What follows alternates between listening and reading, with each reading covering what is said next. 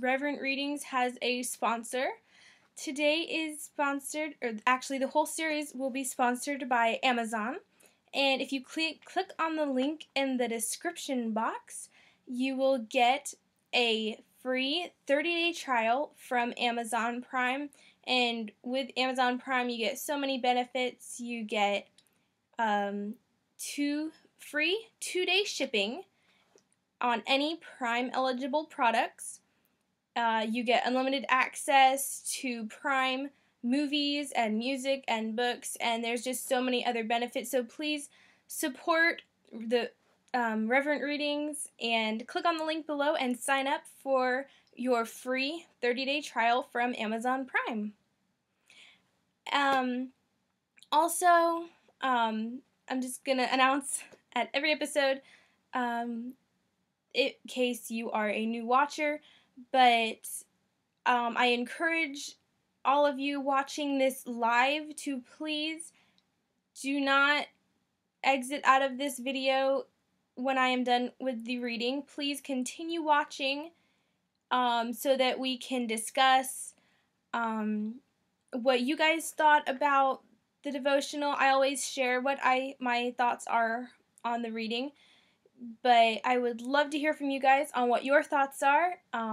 So if you have been directed here from Facebook, you can either message me on Facebook or comment on one of my posts on Facebook.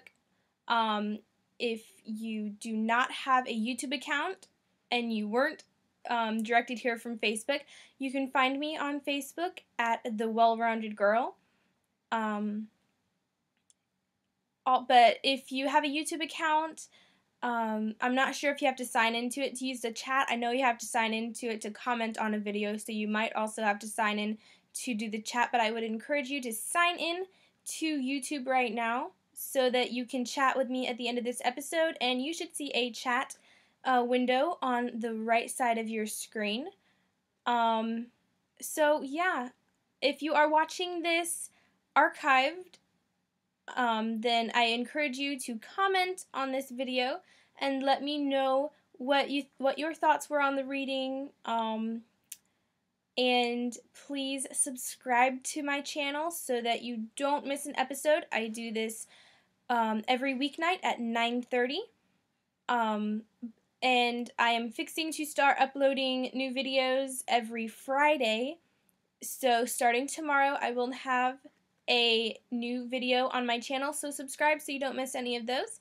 And just to let y'all know, tomorrow's video is going to be a recipe for a lemon meringue cake, so you won't want to miss that. So come back tomorrow to find that video. Let's get going with the reading.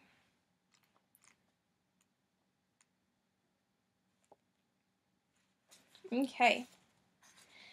Today's episode is called Picket Rope, and the verse says, "An evil man is held captive by his own sins.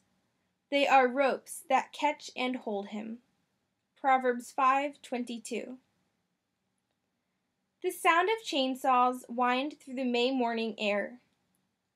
DJ and Richard sawed the dilapidated wood rail fence into fire-sized pieces.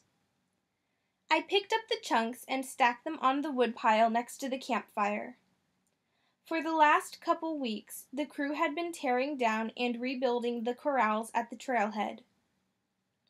Taking a break, I grabbed a couple of plastic glasses from under the kitchen tarp and picked up the pitcher of Kool-Aid. I waved it in the air to catch the attention of the other crew members. Richard saw me and set down the chainsaw. He wiped his brow and motioned to DJ. I sat on a camp stool next to the fire as they sauntered over, helped themselves to the Kool-Aid, and got comfortable. Tucking a long strand of blonde hair behind my ear, I asked, "Where's Danny?" With his cup of Kool-Aid in hand, Richard pointed down the back pasture. "I sent him over by the creek to pull down barbed wire." I nodded. "Good, we don't need him anywhere near the chainsaws." Joy rushed through me. I felt like I was part of the in crowd as I went on. "Not after he dropped that tree down on the fence line. How can anybody be so stupid? No sooner were the words out of my mouth when I felt a twinge in my spirit, but I ignored it. Richard and DJ scowled at the memory of the tree falling. It had destroyed a week's worth of jackleg fence building. DJ poked the fire with a stick.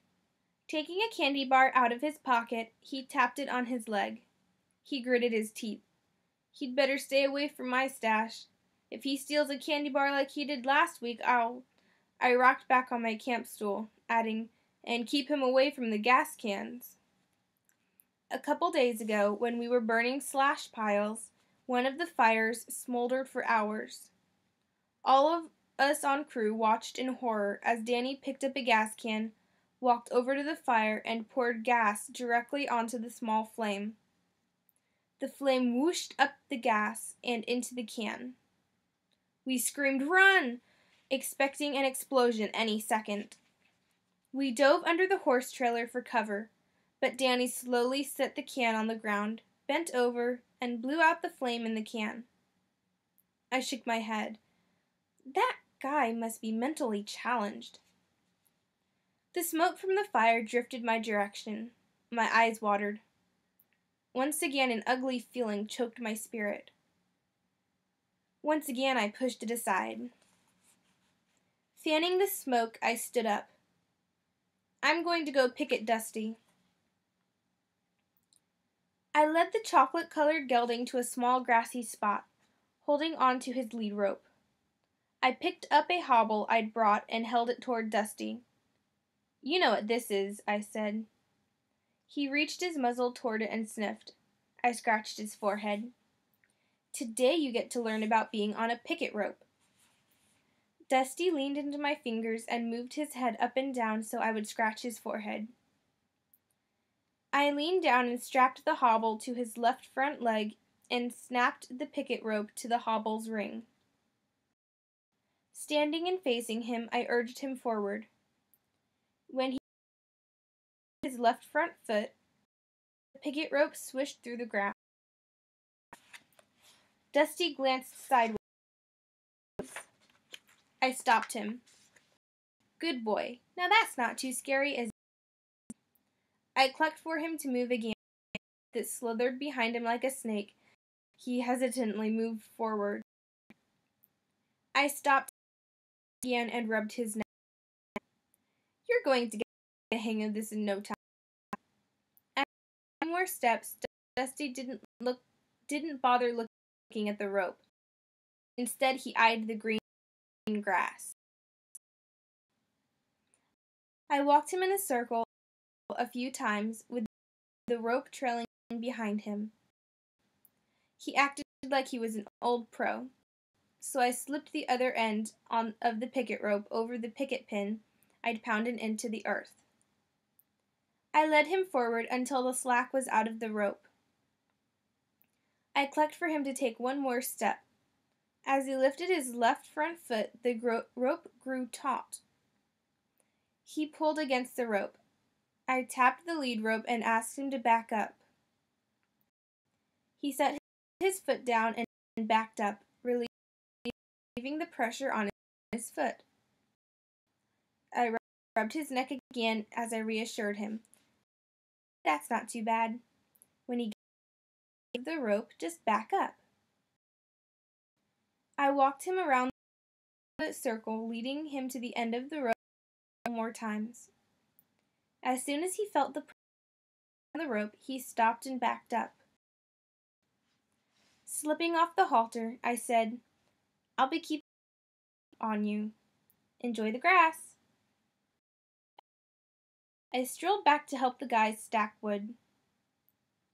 Next hour, we continued to tell all the stupid damn stories we knew. The more we told, the more worked up we became. My spirit felt nauseous, and I knew it was ugly and cruel. I justified by noting, this deserves it. Besides, I've got to blow off steam somehow. I glanced Dusty peacefully grazing. In a couple weeks, on using him on a trip, so he could learn about being picketed. I might as well have other horses and mules loose with him. I slid open the wood rails to the small corral. The horses spurted out at a trot. Dusty watched. In minutes, they all had their heads down munching grass. Over the next couple hours, they milled around who didn't seem to mind being on the picket. Suddenly, a couple of horses jerked up their heads and their nostrils flared and the whites of their eyes showed. Shading my eyes in my hand, I squinted into where they were looking. I didn't see anything. The herd lifted their heads, their ears perked forward.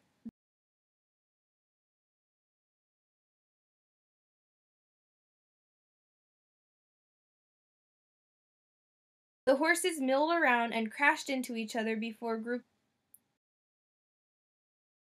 In a couple steps, they accelerated to what seemed like and thundered toward Dusty. I wanted to cover my eyes.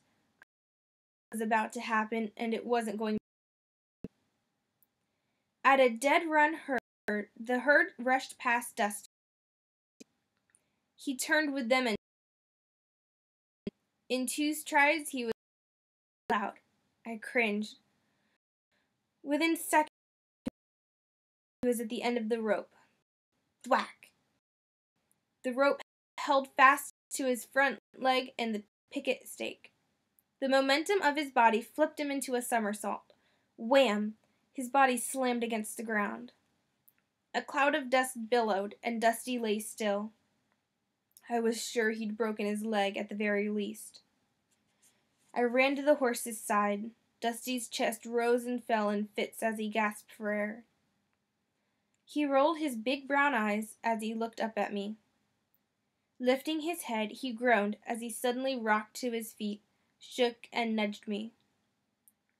I breathed a sigh of relief and stroked his forehead. "See what happens when you join the crowd?" I whispered. Then I gasped, as my spirit realized what I'd said. Here I'd been bad-mouthing Danny because it made me feel like I belonged to the in crowd. I knew it was wrong to gossip, even if somebody did crazy, stupid things. That ugly feeling was my conscience, tugging on me, just like that picket rope did for Dusty. I felt like I'd flipped over as I stroked Dusty's neck and commented, "I've learned something today, too." Danny worked for the outfit for a few more months. Although he continued to goof up, I quit making fun of him. Instead, I coached him and tried to help him along. Sometimes he listened, but most of the time he didn't. But the important thing was that I was reaching out and doing the right thing. Lord, give me the strength to stand on my own and do what's right, whether I'm leading or following. Show me how to be part of your crowd. Amen. That was a really good devotional. I think that's a lesson that a lot of people need to learn, is that we're in this world, but we don't have to of it. And sometimes, a lot of the time, the world does the right thing. And even if you're in or you're not in the in crowd, you still need to do what's right and do what God says. And it'll pay off in the end. You never know.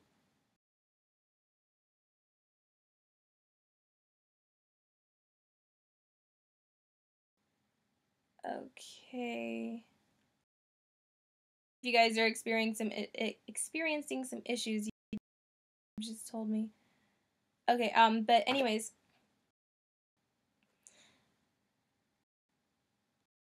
Gossiping is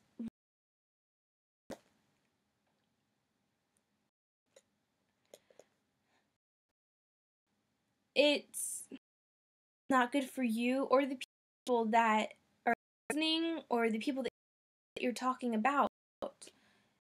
Um, Sometimes if somebody is messing up or goofing up and just kind of accident prone, sometimes it's not their fault. Like, if it's a new kid at school, or a new person at your work, sometimes they're just nervous. And when people are talking about them and making fun of them, it doesn't make them feel good. But sometimes not everybody around notices though. But if somebody starts talking about it, then gossip spreads like wildfire and soon everybody knows.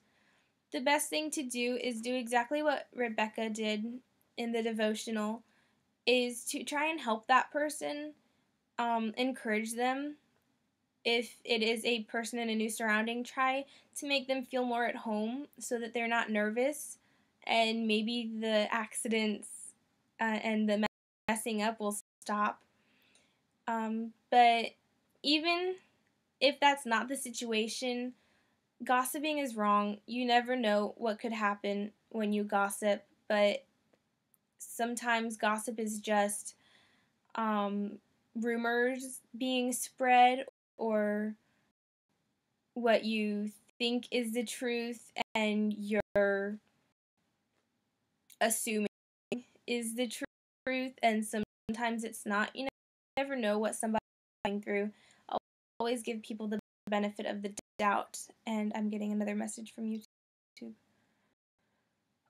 Okay, potentially serious viewing issues. I am so sorry if I don't know why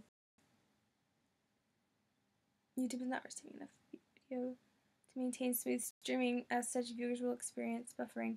Okay, guys, I'm really sorry. YouTube is telling me that it's not receiving enough video, but I'm still streaming, so that's kind of weird. Anyways, but if you are watching right now, I would love to hear from you guys, either through Facebook or on YouTube. Let me know what your thoughts are on this. If you have anything else that you would like to add, just said, to encourage others who might be the victim of gossiping and rumors, or people that do it,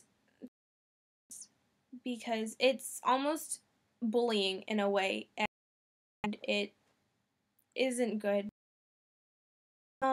Tomorrow will be the last live stream for the week, so night, guys, and also check back tomorrow sometime. I'm not sure what time I'll have the video up, but I will be putting up a video for lemon meringue cake. It's really good. So you guys check back for that, and if you click the subscribe button, you will get a notification from YouTube when I upload videos, so then you won't have to worry about coming back at a certain time. Also, remember that this whole series is now by Amazon, and you can click on the link in the description to get a music. It's really cool. So